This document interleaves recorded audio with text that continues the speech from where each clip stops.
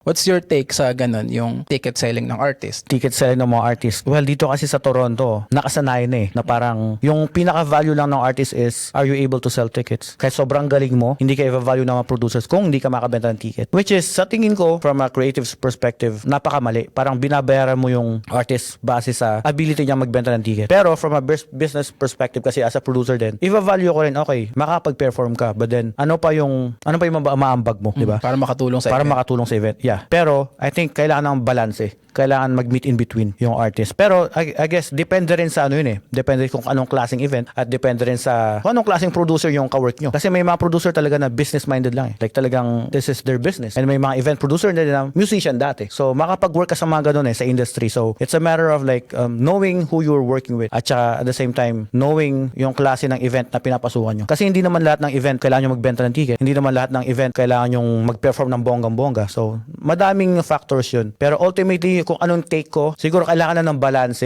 from, understanding the producer and the artist.